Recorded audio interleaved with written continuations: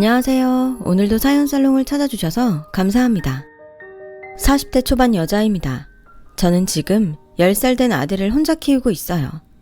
저는 부모님이 이혼을 하셔서 한부모 밑에서 자란 터라 제 아이한테만큼은 그런 상처를 주고 싶지 않았는데 사는 게 누구 말처럼 마음처럼 되지는 않는 것 같네요.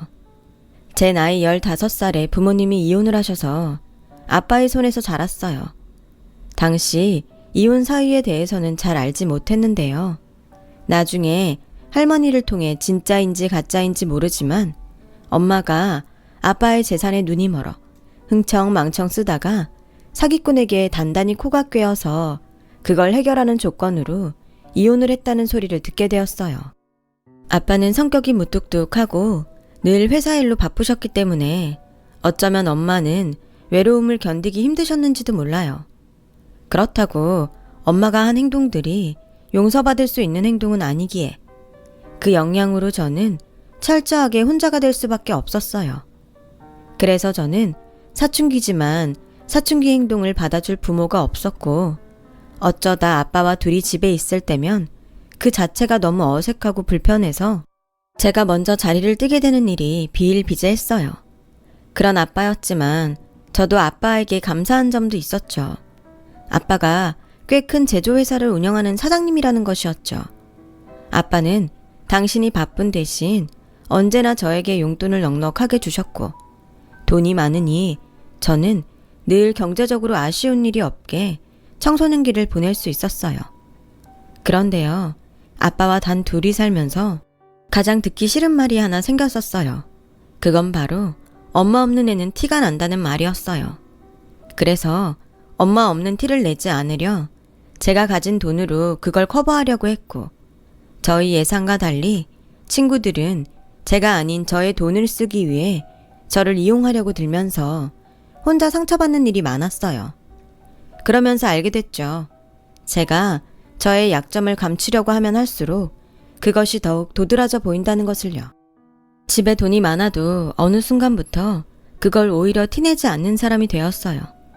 가장 친한 친구 몇 명 외에는 저희 집이 경제적으로 아주 넉넉하다는 것을 알지 못했고 나중에 저와 연애를 하게 된 남편조차도 이 사실을 알지 못했어요. 남편은 저희 아빠와 다르게 말이 많고 또 사람의 기분을 잘 헤아릴 줄 아는 다정다감한 사람이었죠. 이 사람이 오로지 저 하나만을 보고 저를 좋아해 주길 바랬기에 결혼 이야기가 오고 갈 때까지도 경제적인 것들을 모두 오픈하지 않았어요. 남편이 저희 엄마나 친구들처럼 돈 때문에 변하는 것을 정말이지 보고 싶지 않았거든요.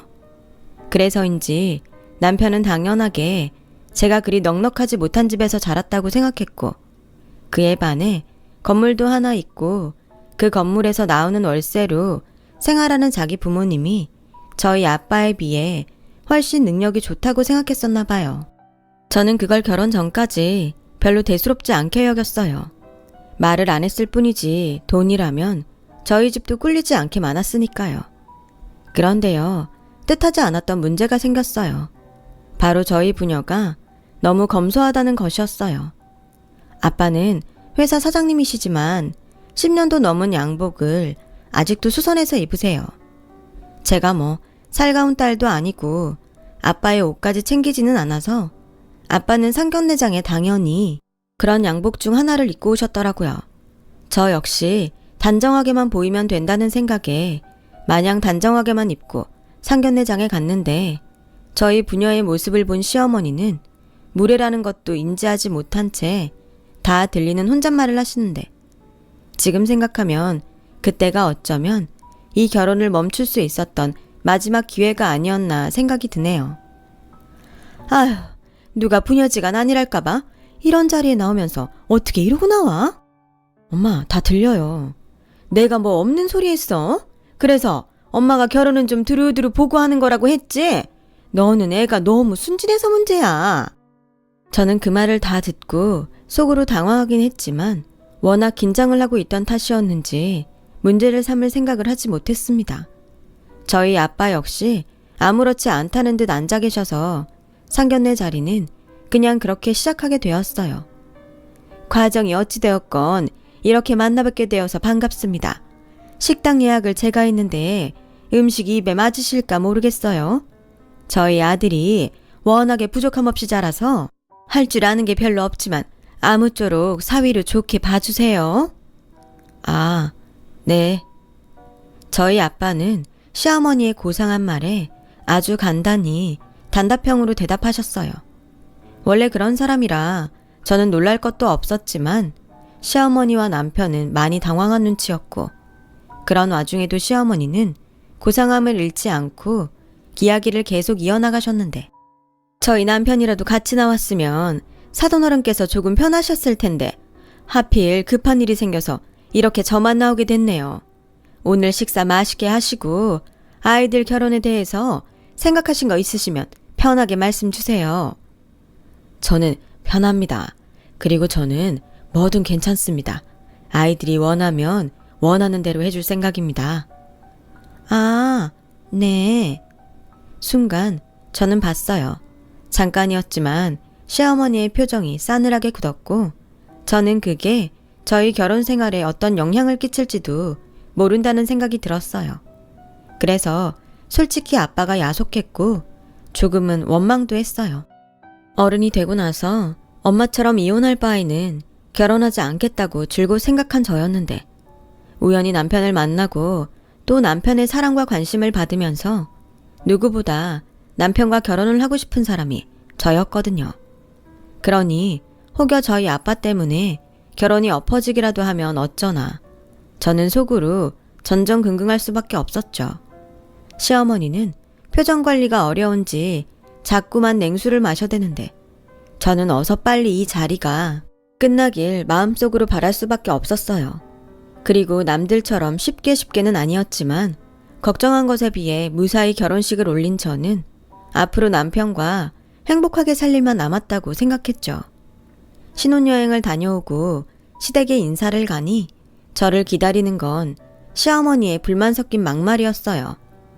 야, 내가 진짜 그냥 넘어갈까 했는데 네 얼굴을 보니 도저히 넘어갈 수가 없다. 니네 아버지 원래 그러시니? 아니면 뭐 내 아들이 마음에 안 드시는데 억지로 결혼시키시는 거래? 내가 진짜 생각하면 할수록 속에서 열이 뻗쳐서 잠을 못 자. 어머니 오해세요. 저희 아빠가 원래 말수도 없으시고 무뚝뚝하셔서 그렇게 보였던 것 뿐이에요. 정말? 아니 그래도 그렇지. 아이 몰라. 난 솔직히 너무 기분이 나빠서 이 결혼 엎어버리고 싶었어. 사돈지간인데 어쩐지 무시당한 것 같단 말이야. 네가 봐서 알겠지만 내가 어디 나가서 무시당할 사람이니? 시어머니는 나름 건물주 부인이셨기 때문에 어디 나가서 대우를 받았으면 받았지 무시당할 입장이 아니라고 자부하시는 분이셨어요. 명의는 시아버지 앞으로 되어 있지만 건물 관리는 모두 시어머니가 하셨기 때문에 건물에 들르는 날엔 상가 사람들이 그렇게 저희 시어머니에게 잘 보이려고 애를 쓴다나요? 아무튼 저는 그날 이후부터 시어머니에게 저희 아빠는 원래 그런 사람이라는 말을 계속 변명처럼 해야 했고, 시어머니는 그런 저에게 이런 말씀을 하셨어요. 똑똑히 들어. 네가 시집을 늦게 왔어도 우리 집 맏며느리라고 뭔가 기대를 할 수도 있는데 난 첫째고 둘째고 따지지 않는다. 오로지 나한테 잘하는 며느리만 예뻐해 줄 거야. 그래서 재산도 예쁜 며느리한테만 줄 거니까 너 앞으로 행동 잘해. 너도 우리 집 건물 있는 거 알지? 너도 솔직히 뭔가 바라는 것이 있으니까 금수저 내 아들이랑 결혼한 거잖아. 너 인생 역전하고 싶으면 니네 아버지처럼 나 무시할 생각하지 말고 효도해라. 결혼 전 남편의 부모님이 건물이 있다는 건 알았지만 남편이 금수저라 무언가 바라고 결혼을 한 건 맹세코 아니었는데, 시어머니는 당신의 재산을 앞세워 저에게 효도를 강요하셨어요. 참 어이가 없었죠. 그런데 더 어이가 없는 상황은 따로 있었어요. 그날은 제가 결혼하고 첫 명절이었어요. 가뜩이나 할 줄 아는 게 없어서 잔뜩 긴장한 저에게 시어머니는 장만 가득 받으시고 저에게 모든 음식 준비를 시키더군요.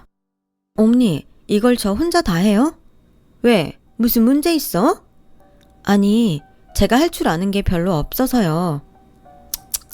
이래서 엄마 없는 애는 티가 나는 거야. 으휴, 며느리가 있으면 뭐하나. 할 줄 아는 게 없는 허수아비인걸. 이번만 알려줄 테니까 똑똑히 기억해. 알겠어? 시어머니는 그렇게 잔뜩 짜증이 나서는 저에게 음식 만드는 법을 가르쳐 주셨어요. 순전히 입으로만요. 결혼한 지 얼마 안 돼서 요리에 전혀 감이 없던 저였는데 시어머니는 이걸 총총총 썰어서 갖은 양념에 묻혀 라는 식으로 모든 설명을 대충 하셨죠. 저는 아무것도 알지 못했는데 됐지? 이제 네가 직접 해봐 하시며 주방을 나가는데 저는 눈앞이 캄캄할 수밖에 없었어요. 그때였어요. 생각보다 빨리 퇴근하고 시댁으로 온 남편이 팔을 걷어붙이며 저에게 다가와 내가 도와줄까? 당신보다는 내가 요리는 좀 하잖아 라며 저를 돕겠다고 나서주더라고요. TV 속에서나 봤던 장면을 저는 실제로 목격하게 되었어요. 어머, 네가 여기 왜 있어? 네가 뭘 할 줄 안다고? 엄마, 나 할 줄 아는 거 많아. 뭐? 너 평소에도 니네 집에서 그러고 사냐? 아니에요, 어머니. 이 사람이 괜히 저 도와준다고 집에서도 안 하는 짓을 하네요. 정말이지? 너 행여라도 내 아들 부엌일 시키지 마라. 나는 그 꼴은 절대 못 본다. 시어머니는 그렇게 말씀하시고 남편의 등을 떠밀며 주방을 나가셨는데 왜 우리나라 시어머니는 그렇게 아들들이 주방 일을 하는 꼴을 보지 못하는 걸까요? 그렇게 저는 홀로 다시 시댁 주방에 남게 되었어요. 저에게도 한 가지 비빌 언덕이 있다고 생각했으니 저보다 4년 빨리 시집을 온 동서가 있다는 것이었어요. 그래서 재료들을 손질하면서 목이 빠지게 동서를 기다렸죠. 동서네는 멀리 부산에서 음식점을 운영하고 있었어요. 그래서 결혼식 때 얼굴을 잠깐 보고 제대로 이야기를 해본 적도 없었는데 동병상련이라고 하잖아요. 다른 집들 보면 그래도 동서지간끼리 사이좋게 음식도 하고 시댁 욕도 한다기에 저는 동서가 오면 뭔가 도움을 받을 수 있을 거라는 희망을 품었어요. 하지만 기다리는 동서는 아무리 시간이 지나도 오지를 않았고 저는 핸드폰 속 레시피에 의존하며 시어머니가 만들라고 하는 모듬전과 LA갈비 그리고 잡채와 각종 나물 무침 등을 만들어 상을 차렸는데 시간이 8시가 넘었어요. 당연히 시어머니는 밥이 왜 이리 늦냐며 저에게 짜증을 내셨고 시아버지는 배고픔을 참다 못해 이것저것 군것질을 하셔서 입맛이 없다고 하시는데 그때는 정말 제가 죄인이라도 된 것 같은 기분이더라고요. 그때였어요. 제가 죄인의 기분을 느낄 때 초인종 소리가 들렸고 양손에 과일과 명절 선물 세트를 사들고 동서네가 모습을 보였어요. 그리고는 어머님, 아버님, 저희 왔어요. 저희가 많이 늦었죠. 죄송해요. 가게 정리하고 출발했더니 시간이 이렇네요. 형님, 늦어서 죄송해요. 혼자 음식하느라 고생하셨겠어요. 아니야, 혼자는 무슨. 나랑 같이 했지. 그리고 너는 놀다 온 것도 아니고 돈 벌다가 늦은 건데 괜찮아. 요즘도 가게가 그렇게 잘 돼? 말도 마세요. 요즘 무슨 바람이 불었는지 사람들이 장난 아니에요. 그리고 어머님, 아버님 용돈이요. 어머, 뭘 이런 걸. 이런 거 하려고 돈 버는 거잖아요. 이번에 장사가 잘 돼서 용돈 좀 넉넉히 넣었어요. 아, 식사 중이셨어요? 시간이 많이 늦었네요. 말도 마라. 이게 음식인지 뭔지. 네 형님은 손이 아주 똥손이야, 똥손. 제가 빨리 와서 같이 해야 했는데 제가 부산에서 별명이 장금이거든요. 다음 명절엔 제가 빨리 와서 형님 음식 좀 가르쳐드려야겠다. 그래요. 먼 길 오느라 힘들 텐데 동서랑 도련님은 식사하셨어요? 저희는 휴게실에서 대충 먹었어요. 당연히 이 시간이면 다 드셨을 것 같아서. 저희는 괜찮아요. 아니, 왜 휴게실에서 밥을 먹어? 에휴, 뭐라도 제대로 된 음식이 있어야 집에 와서 밥을 먹으라는 소리를 하지. 이러다 우리 큰아들은 굶고 살겠어. 아니야, 나 밥 잘 먹고 다니거든. 괜히 엄마는 이 사람 기죽이고 그래요. 맞아요, 어머님. 형님은 새색시잖아요. 그러지 마시고 식사 다 하셨으면 저랑 과일 먹고 놀아요. 이번에 김포에 있는 건물 시세가 많이 올랐다면서요? 너도 알고 있었니? 그래, 이번에 거의 3배가 올랐잖아. 내가 인생 말년엔 팔자가 확 필 모양이야. 시어머니는 동서가 오자 얼굴 가득 환한 웃음꽃을 피우고 거실로 가셨어요. 뭐 음식이 입에 맞지 않았을 수도 있지만 남은 음식량이 어마어마하다 보니 이걸 또 저 혼자 치워야 하나 하는 생각에 저도 짜증이 나더라고요. 남편은 제 눈치를 보긴 했지만 시아버지와 자기 동생에게 붙들려 고스톱판에 껴있고 하하호호 시어머니와 동서는 큰 소리로 수다를 떠는데 저 혼자 주방에서 이게 뭔가 하는 기분이 들었어요. 그리고 힘들게 설거지와 주방 정리를 다 끝내니 마치 기다렸다는 듯 동서는 저에게 이렇게 말했어요. 형님, 커피 좀 부탁드릴게요. 자기도 마실 거지? 2잔이요. 마치 가게에서 커피를 주문하는 것처럼 동서는 해맑게 저에게 커피를 주문을 하는 게 아니겠어요? 당연히 마음 같아서는 네가 먹고 싶은 거니 네가 타서 먹으라고 말하고 싶었는데 결혼한 지 얼마 되지도 않았는데 벌써 동서와 나쁘게 지내고 싶지는 않아 가스불에 주전자를 올렸어요. 그렇게 드디어 저는 동서 내외에게 줄 커피를 가지고 주방을 나갈 수 있었고 시어머니는 저와 동서를 번갈아 보면서 마치 낚시꾼이 미끼를 던지듯 자신의 부를 자랑하기 시작하는데 그걸 가만히 듣고 있으니 내가 지금 이 말 같지도 않은 말을 왜 듣고 있는 거지? 하는 생각이 절로 들었어요. 니네들은 시댁이 이렇게 잘 사니 얼마나 좋니? 내가 시집 왔을 때는 이 집구석에 아무것도 없어서 앞으로 어떻게 사나 참 막막했는데 이렇게 내 덕에 건물도 사고 건물값이 계속 오르고 있으니 얼마나 신이 나. 안 그러니? 이게 다 너네 몫이 될 텐데 니네 이 재산 받고 싶으면 우리한테 잘해야 한다. 벌써 그 비슷한 소리를 몇 번을 하는 건지 응당 자식이라면 돈이 없어도 부모에게 잘할 텐데 시어머니는 계속 자신에게 돈이 있으니 그 돈을 물려받고 싶으면 당신 내외한테 잘해야 한다고 강조하고 또 강조하셨어요. 그런데요, 그런 시어머니보다 더 심각한 사람은 따로 있었죠. 그게 바로 동서더라고요. 어머니, 저는 그 건물 아니어도 어머님 아버님한테 잘할 거예요. 여태 보시고도 모르시겠어요? 저는 그냥 하는 소리가 아니라 진짜로 어머님 아버님을 저희 엄마 아빠라고 생각해요. 어쩜 너는 그렇게 말을 예쁘게 잘하니? 아휴, 네가 우리 집 근처에 살았어야 했는데 하나도 쓸모없는 게 근처에 있고 너처럼 예쁜 것이 그 멀리 있다니 내가 아주 서운해. 너 이참에 우리 건물에 니네 가게 분점 낼래? 여보, 우리 건물 1층에 얘네들 가게짜리 있지 않아요? 있기야 있지. 사람들이 나가려고 하질 않아서 문제지. 그건 그래요. 우리 건물 위치가 워낙에 좋으니 사람들이 어지간해서는 안 나가려고 그런다니까. 그래도 내가 봐서 둘째 니네 분점짜리 만들어 볼게.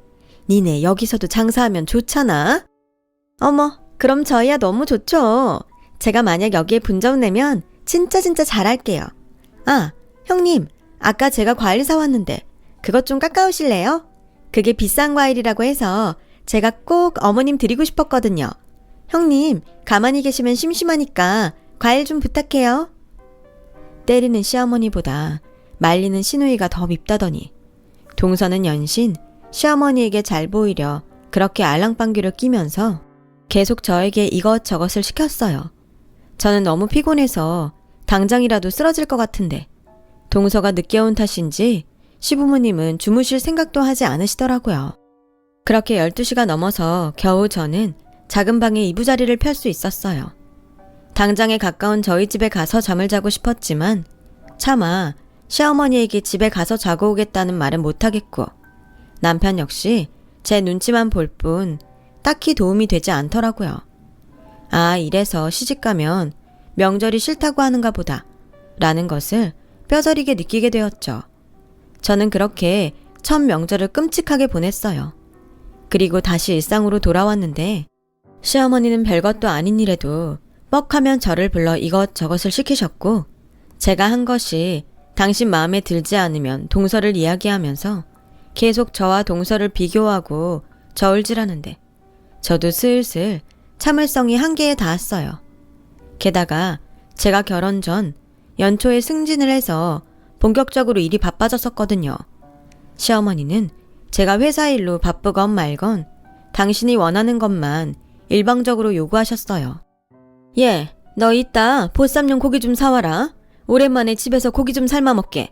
너 고기 삶을 줄은 알지? 모르면 네 동서한테 물어봐. 그리고 오늘은 퇴근 시간보다 좀 빨리 와라. 고기 삶으려면 시간 걸리니까. 저기, 어머니, 오늘은 제가 야근을 해야 할 것 같아서 힘들 것 같아요. 뭐? 너 지금 우리 집에 오기 싫어서 야근 핑계 대는 거니? 그럴 리가요. 진짜로 일이 바빠서 그래요. 아시잖아요. 제가 이번에 승진해서 일이 많아요. 어머, 별꼴이야? 너 지금 승진했다고 나한테 유세 떠는 거야? 뭐 그래봤자 월급쟁이 얼마나 번다고. 너 내 말 벌써 잊었어? 너 나한테 계속 이런 식이면 난 너한테 재산 한 푼도 못 준다. 저는 어머님 재산 하나도 탐나지 않아요. 그리고 오늘은 정말로 제가 언제 퇴근해야 할지 모를 정도로 일이 많아서 그러니까 오늘은 봐주세요. 보쌈이 드시고 싶은 거면 제가 배달시켜 드릴까요? 됐다. 잘난 너는 그 중요한 일 하시고 난 그냥 쫄쫄 굶을란다. 이래서 여자가 밖으로 돌면 안 되는 건데 없이 살아서 그런가? 돈 몇 푼에 아주 지 시어머니 무서운 줄 모르네. 너 각오해라. 지금 네가 네 무덤 팠다. 시어머니는 그렇게 말씀하시고 일방적으로 전화를 끊으셨어요. 저는 가뜩이나 일 때문에 정신이 하나도 없는데 시어머니의 막말에 머리가 지끈지끈 아파왔고 그런 스트레스는 미안하지만 남편에게 향하는 일이 많아 한참 사이가 좋아야 할 신혼인데도 저희는 싸우는 일이 많았어요. 물론 알고 있었어요. 아무리 시어머니 때문에 열받고 힘들어도 그걸 남편한테 풀면 안 된다는 것을요. 하지만 알면서도 그게 잘 되지 않더군요. 초반에는 저한테 미안하다고 사과하던 남편도 점차 지쳤는지 나중엔 도리어 저에게 큰 소리를 냈어요. 그리고 어느 날 남편은 꽤 심각한 얼굴로 저에게 직장을 그만두면 좋겠다고 말을 하더라고요. 제가 왜 그랬으면 좋겠냐고 물으니 돌아온 남편의 대답이 전혀 생각지도 못한 말이어서 저는 할 말을 잃고 말았어요. 내가 생각해 봤는데 자기가 우리 부모님한테 잘하는 게 지금 일하는 것보다 훨씬 돈을 버는 것 같아. 생각을 해봐. 우리 부모님 건물이 얼만데. 괜히 자기 바쁘다고 우리 집에 소홀히 하면 멀리 사는 철이만 논하게 생겼잖아. 지난번 명절에 재수씨 못 봤어? 그러니까 자기 지금 나보고 그 건물 받자고 회사 그만두고 동서처럼 시부모님한테 알랑방귀라도 뀌라는 거야? 이게 지금 말이 된다고 생각해? 왜 말이 안 돼? 솔직히 그 건물만 받으면 자기나 나나 일 안 하고 평생 먹고 살 수 있잖아. 그래서 그 건물을 언제 받을 수 있는데? 당신 부모님 저렇게 정정하신데 그 건물 물려받자고 직장을 그만둬? 당신 바보야? 그야 시간 좀 지나고 잘 말씀드려서 미리 달라고 하면 되지. 퍽이나. 그리고 나는 정말 당신 부모님 건물에 1도 관심 없어. 난 그냥 지금 내 일이 좋고 내가 번 돈으로 편하게 쓰면서 지금처럼 살고 싶어. 자기는 욕심이 없어서 탈이야. 원래 없는 사람들은 욕심이 많다고 하던데 가만 보면 우리 자기는 그 반대라니까. 난 자기랑 달라. 그 건물 포기할 수 없어. 그래서 당신도 어느 정도는 협조해 줬으면 좋겠어. 충격이었어요. 저는 적어도 남편이 그렇게 돈돈거리는 사람이 아니라고 생각했거든요. 그래서 마땅한 시기에 사실은 내가 경제적으로 그렇게 어렵지 않다는 것을 오픈하려고 했었는데 자기 부모님의 건물을 포기할 수 없다는 남편을 보고 저는 덜컥 겁이 나기 시작했어요. 그렇게 두 번째 명절이 돌아왔어요. 동서는 지난 명절처럼 일이 바쁘다는 핑계로 다 늦은 저녁에 시댁에 왔죠. 저는 한 번 당했지 두 번 당하나 싶은 생각에 집에서 미리 명절 음식을 준비해 간 탓에 그래도 두 번째 명절은 전에 비해 수월하게 지나갈 수 있었는데요. 이번에도 동서가 시어머니 옆에 바짝 붙어서 저를 의식하는 듯 온갖 애교와 알랑방귀를 끼면서 말을 하는데 동서 속이 빤히 보이더라고요. 어머니, 요즘도 건물 청소며 관리며 어머님이 혼자 다 하세요? 그럼 네 시아버지는 다 좋은데 꼼꼼하지가 못해. 그래서 내 손으로 해야 문제가 없지. 우리 어머님 힘드시겠다. 제가 1층에서 가게라도 하면 제가 매일 청소며 관리며 다 해드릴 수 있는데. 오죽할까. 너는 나를 닮아서 야물딱 져서 아주 딱이지. 기다려봐라. 내가 1층 사람들 계약 기간 끝나면 어떻게든 니네 가게 자리 만들어 볼게. 정말요? 요즘 손님들이 너무 많아서 분점을 내면 딱 좋겠다고 생각하던 차였거든요. 요즘 가게 차리는데 돈이 너무 많이 들어서 걱정했는데 역시 어머님이 제 구세주세요. 너 그래도 세는 꼬박꼬박 내야 한다. 당연하죠. 그 건물짜리면 장사가 돼도 더 잘 될 텐데 제가 월세는 물론이고 용돈도 아주 팍팍 드릴게요. 그래, 며느리가 이런 맛이 있어야지. 아, 누구처럼 없는 주제에 자존심만 팍팍 내세우면 그것처럼 꼴 보기 싫은 게 없다니까. 어머, 어떤 며느리가 그래요? 저도 그런 사람 재수없어요. 있어, 아주 가까운 곳에. 아, 맞다. 그나저나 그날은 너네 올라올 수 있는 거지? 그날이요?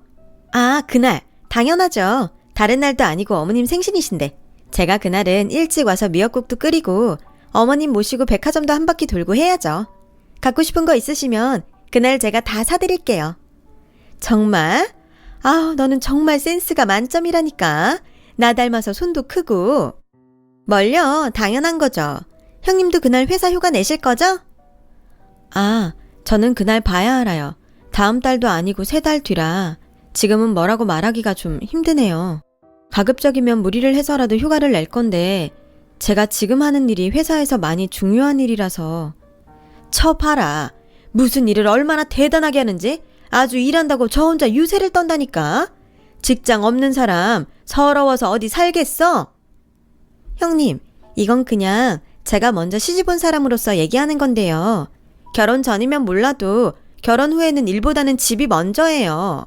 그거 감당 안 될 것 같으면 회사를 그만두셔야 하는 거 아닌가요? 저는 몇 번 보지도 않았지만 동서의 선을 넘는 태도에 더는 참을 수가 없었어요. 당장 코앞도 아닌 3달 뒤 일정을 지금 당장 이야기하라는 것도 웃긴데 감당되지 않으면 직장을 그만두라니 이게 지금 말이 되는 건가요? 그래서 제 부들 못 이겨 자리에서 벌떡 일어나 그 길로 집으로 돌아와 버렸어요.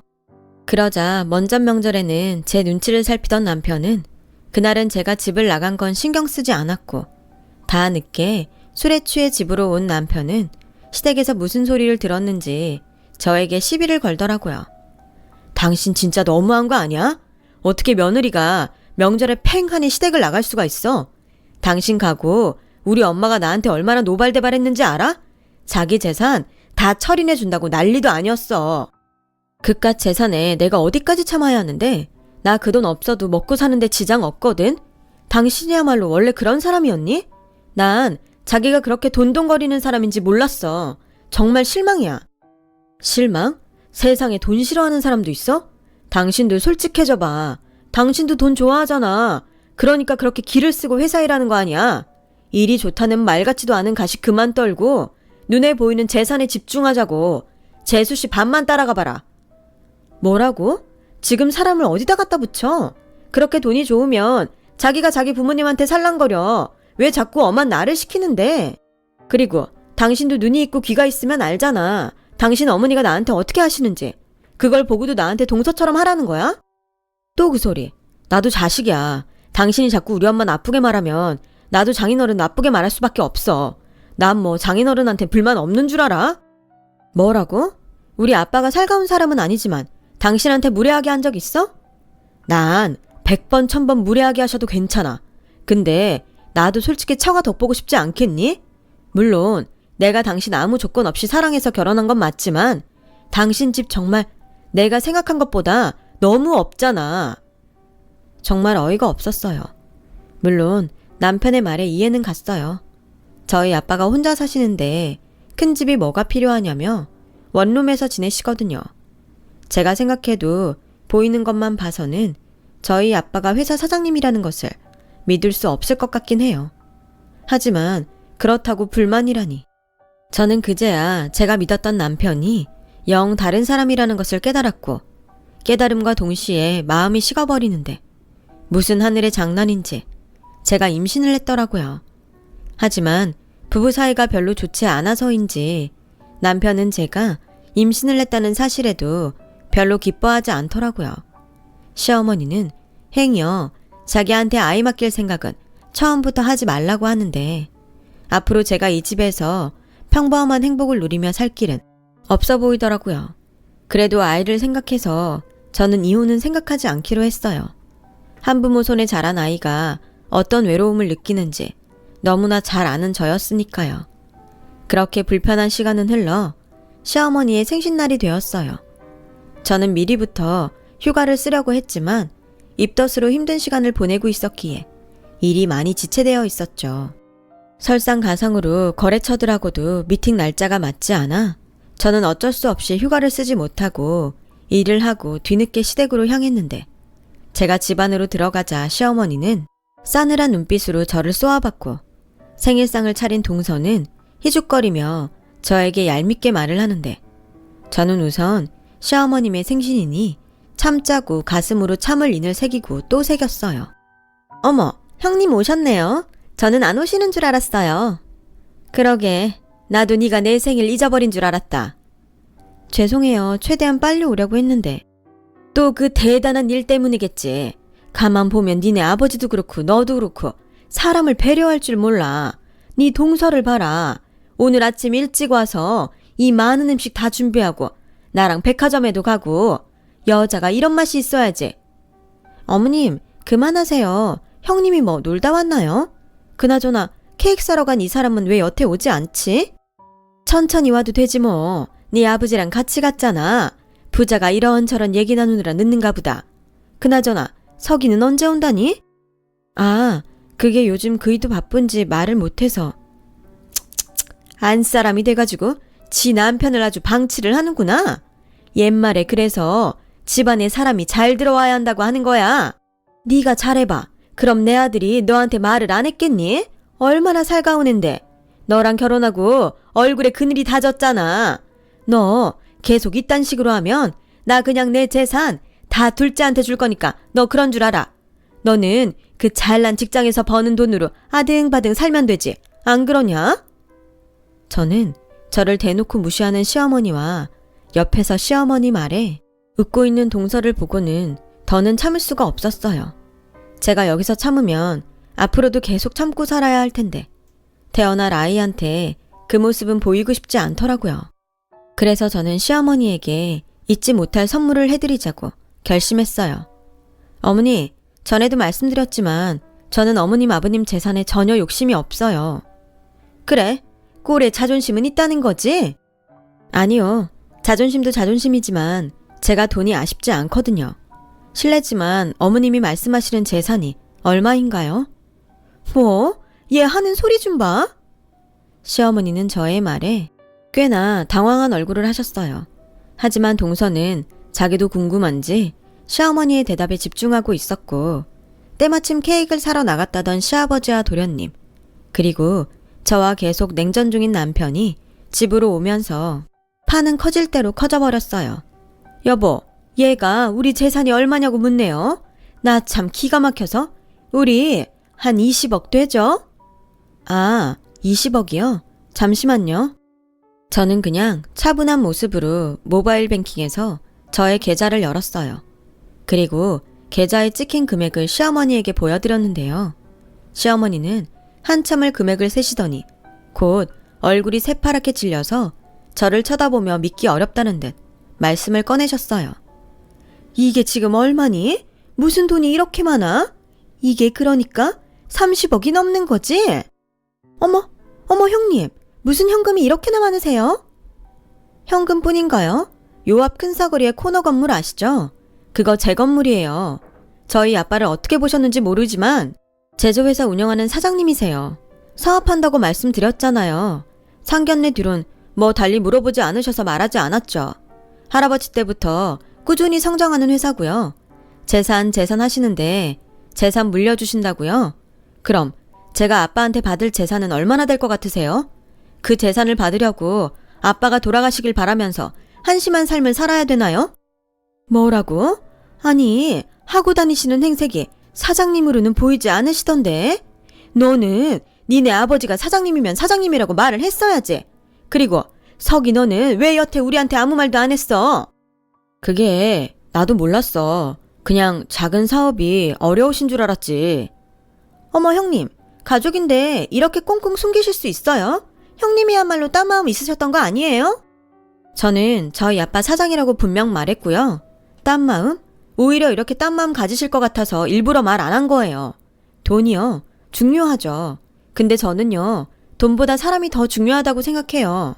근데 어머님은 계속 저를 사람으로 보지 않으시고 그 돈에 놀아나는 물고기로 보셨죠? 저는 동서 같지 않아서 그깟 미끼 안 먹어도 되니까 동서를 주든지 말든지 알아서 하세요. 저는 더 이상 이런 없는 집에서 며느리 노릇 못하겠네요. 저 이혼할게요. 그렇게 말하고 시댁을 나왔어요. 제가 나오자 남편은 신발도 제대로 신지 않고 맨발로 나와 저를 붙들었는데 저는 그런 모습도 꼴 보기 싫더라고요. 자기야, 내가 잘못했어. 처음부터 끝까지 우리 집 잘못이고 내 잘못이야. 그러니까 이혼하겠다는 말은 하지 마. 당신 홀몸도 아니잖아. 내가 우리 집이랑 아주 연을 끊고 살게. 그 연 나랑 우리 애한테도 끊고 살아.